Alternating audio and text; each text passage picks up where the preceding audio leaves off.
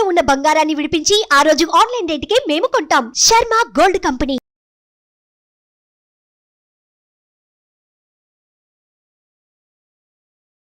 ఓం శ్రీ మాత్రే నమః. క్రోధినామ సంవత్సర శుభాకాంక్షలందరికీ కూడా మకర రాశి వారికి ముఖ్యంగా ఉత్తరాషాఢ 2, 3, 4 పాదాలు, శ్రవణ నక్షత్రం, ధనిష్ట ప్రథమ ద్వితీయ.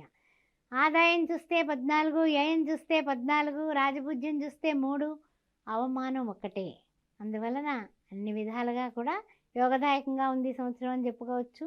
తర్వాత చూసినట్లయితే కనుక మీ మాటకు తిరుగు లేకుండా ఉగాది నుంచి రావాల్సిన బాకీలు మీకు వచ్చి అసూలయ్యి చక్కగా కోర్టు వ్యవహారాలు కూడా మీకు అనుకూలమైన తీర్పులతో ఆనందంగా నూతన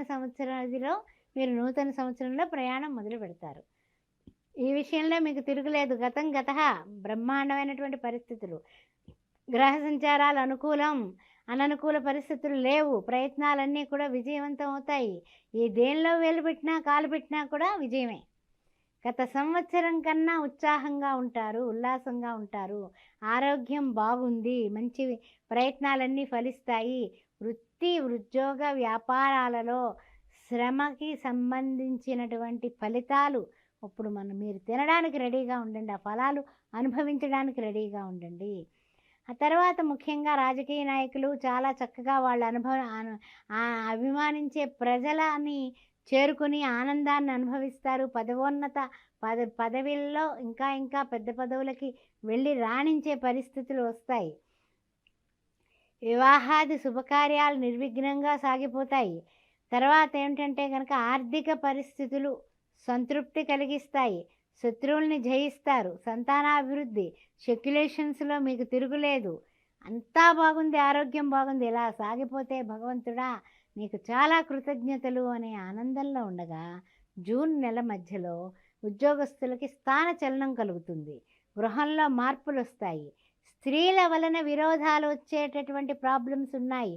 జూన్ నెలలో జాగ్రత్త సుమా, సమస్యలు కొని తెచ్చుకుంటారు. కావలసిన వాళ్ళే నిందలు నిష్ఠూరాలతో మిమ్మల్ని మానసికంగా బాధ పెట్టే కార్యక్రమం ఉంది. అందువల్ల ఎవరికి అవకాశం ఇవ్వకుండా జాగ్రత్తగా ఉండండి. నష్టాలు, స్పెక్యులేషన్స్ విషయంలో కలిగే అవకాశం ఉంది. పెట్టుబడులు పెట్టడం తగ్గించుకోండి. కేసుల్లో ఇరుక్కొని ఒకవేళ శ్రీకృష్ణ జన్మస్థానాన్ని దర్శించే అవకాశాలు కూడా మిన్నగా కనిపిస్తున్నాయి.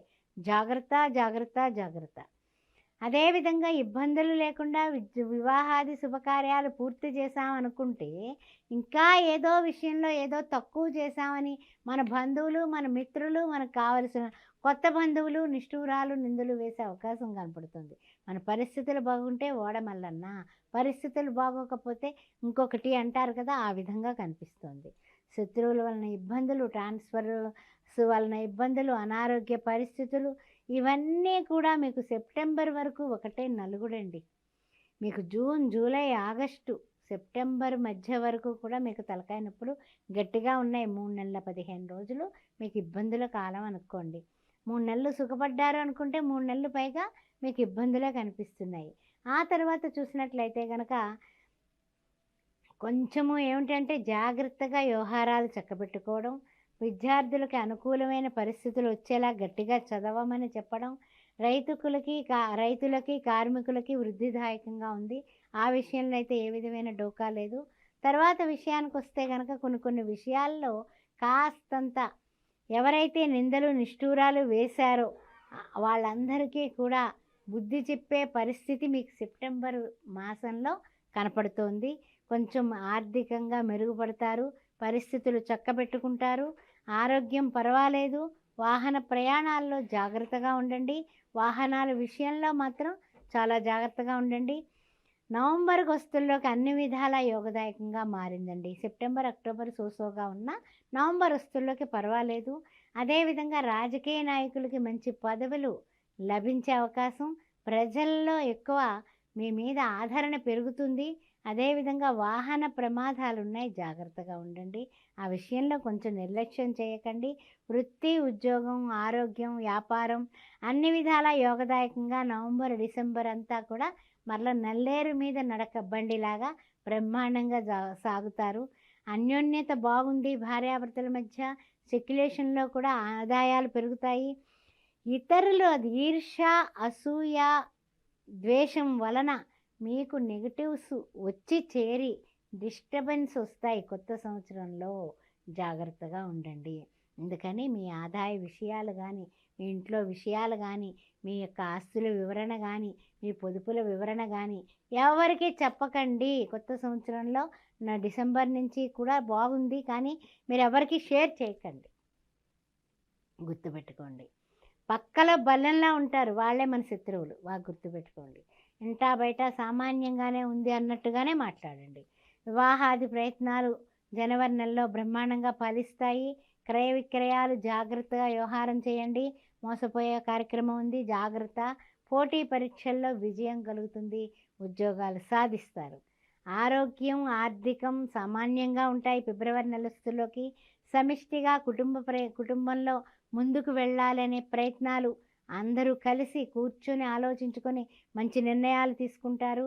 బంధువులతోటి, మిత్రులతోటి విందు వినోదాల్లో పాల్గొనడం, మార్చి నెలస్తుల్లోకి చేపట్టిన కార్యాలు ప్రయోజనాత్మకంగా పూర్తి చేస్తారు. అందువలన వృత్తి ఉద్యోగాల్లో ఇంటా బయట కూడా మంచి గుర్తింపు, ఆర్థికంగా అనుకూలంగా ఉంటుంది.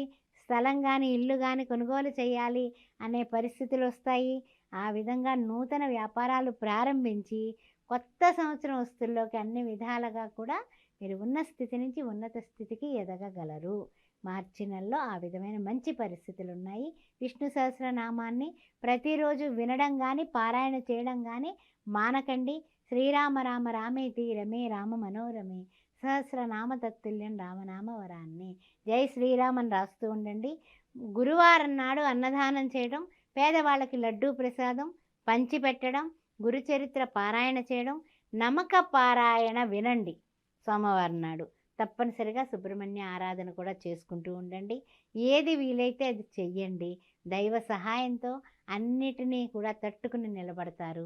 ఆయురారోగ్యాలతో సంతోషంగా ఉండాలని కోరుకుంటూ శ్రీమాత్రే నమః.